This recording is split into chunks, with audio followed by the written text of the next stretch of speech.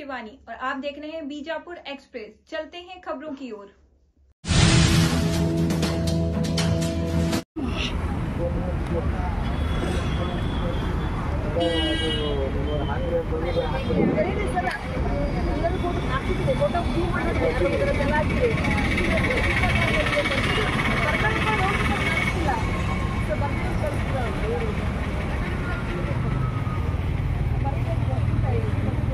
ಮೂವತ್ತೆಂಟನೇ ಅನಿರ್ದಿಷ್ಟ ಧರಣಿ ಸತ್ಯಾಗ್ರಹದಲ್ಲಿ ಸಿದ್ದರಾಮ ಹಳ್ಳೂರನ್ನವರು ಕೂಡ ನಿರಂತರ ದಿನಾಲು ನಮ್ಮ ವೇದಿಕೆಯಲ್ಲಿ ಬಂದು ಹೋರಾಟದಲ್ಲಿ ಪಾಲ್ಗೊಂಡಿದ್ದಾರೆ. ಆದರೆ ಇವತ್ತು ಸ್ವಲ್ಪ ಅವರಿಗೆ ಶುಗರ್ ಹೆಚ್ಚಾಗಿ ಆರೋಗ್ಯದಲ್ಲಿ ಏರುಪೇರು ಆಗಿದ್ದರಿಂದ ವಿಶ್ರಾಂತಿ ಪಡಿತಿದ್ರು. ಜ್ವರ ಅಂತೂ ಬಹಳ ಇದ್ದು. ಯಾಕೆ ನಾವು 108 ವಾಹನಿಗೆ ಫೋನ್ ಮಾಡ್ಲಿಕ್ಕಾಗಿ 5-10 ನಿಮಿಷದಲ್ಲಿ ಬಂದ್ರು.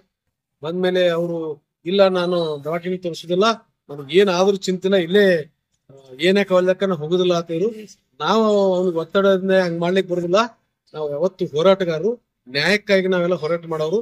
ಅದ ನಮ್ಮ ಆರೋಗ್ಯ ಮೊದಲು ನಾವು ರಕ್ಷಣೆ ಮಾಡ್ಕೊಳ್ಳುವಂಥದ್ದು ನಮ್ಗೆ ಧರ್ಮ ಇದೆ ಅಂತೇಳಿ ಅವ್ನ ಕರ್ಕೊಂಡು ಹೋಗಿ ನಾವು ಸರ್ಕಾರಿ ಆಸ್ಪತ್ರೆಗೆ ಹೋಗಿ ಅವರಿಗೆ ತುರ್ತು ಚಿಕಿತ್ಸಾ ಘಟಕದೊಳಗೆ ಅವರಿಗೆ ಪರಿಶೀಲಿಸಿ ಅಲ್ಲಿ ತುರ್ತು ನಿಗಾ ಘಟಕದಲ್ಲಿ ಅವನಿಗೆ ಅಡ್ಮಿಟ್ ಮಾಡಿ ಸಲಹೆ ಹೆಚ್ಚಿಸಿ ಏನ್ ಟ್ರೀಟ್ಮೆಂಟ್ ಮಾಡ್ತಾ ಇದ್ರೆ ಅವ್ರು ಮಾಡ್ತಾ ಇದ್ರು.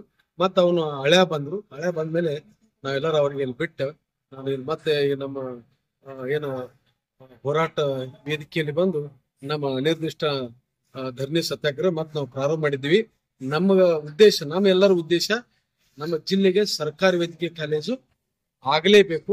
ಎಷ್ಟೇ ಕುತಂತ್ರ ಹುಡಿದ್ರು ಜನಪ್ರತಿನಿಧಿಗಳು, ನಮ್ಮ ಭಾಗದ ಜನಪ್ರತಿನಿಧಿಗಳು ಖಾಸಗಿ ಸಹಭಾಗಿಗಳು ಮಾಡ್ಕೊಂಡು ನಾವು ಏನಾದ್ರೆ ತಂತ್ರ ಮಾಡಿ ಅದನ್ನು ನುಂಗಿ ಹಾಕಿಬಿಡ್ಲು ಅಂತ ಎಷ್ಟು ಬೇಕಾದಷ್ಟು ಅವರ ಆಟ ಹುಡಿದ್ರು ಕೂಡ ಅದಕ್ಕೆ ನಾವು ಆಸ್ಪದ ಕೊಡೋದಿಲ್ಲ.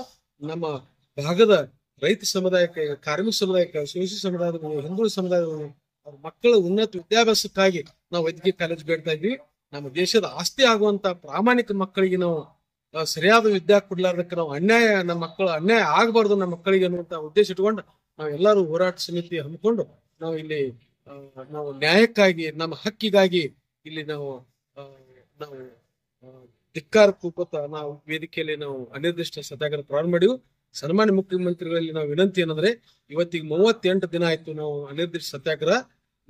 ನೀವು ಒಂದು ಮಾನವೀಯ ಗುಣಗಳು ಇಟ್ಕೊಂಡವರು ಮತ್ತ ಅಣ್ಣ ಬಸವಣ್ಣವರ ತತ್ವ ಸಿದ್ಧಾಂತದ ಮೇಲೆ ನಾವು ನಡಿತೀವಿ ಅನ್ನುವಂಥದ್ದು ನಿಮ್ಮಲ್ಲಿ ನಾವು ನಿಮ್ಮ ವಿಚಾರಗಳನ್ನ ನಾವು ಕಂಡುಕೊಂಡು ನಿಮ್ಮ ಬಗ್ಗೆ ನಮಗೆ ಅಪಾರ ಕಳಕಳಿದೆ.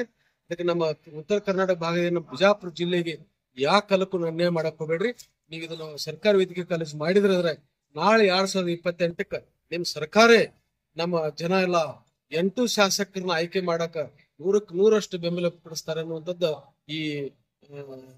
ಈ ಸಂದರ್ಭದಲ್ಲಿ ನಾನು ತಮಗೆ ಹೇಳಲಿಕ್ಕೆ ಇಷ್ಟಪಡ್ತೀನಿ. ನನ್ನ ಹೆಸರು ಜಗದೇವ್ ಸೂರ್ಯವಂಶಿ.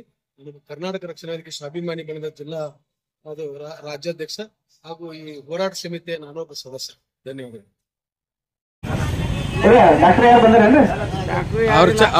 ಮಾಡ್ತಾರ ಚೆಕ್ ಮಾಡ್ತಾರೆ ಈಗ.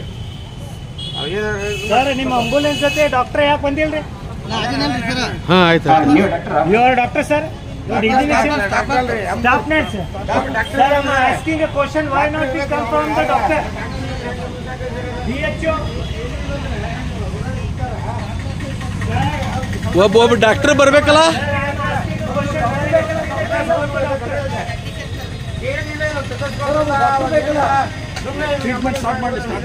ತರ್ ಮಲ್ ಸ್ಟಾರ್ಟ್ ಮಾಡ್ಲೆ. ಇಲ್ಲ ಈ ಟೆಸ್ಟ್ ಮಾಡಿ ಮಲ್ಲ.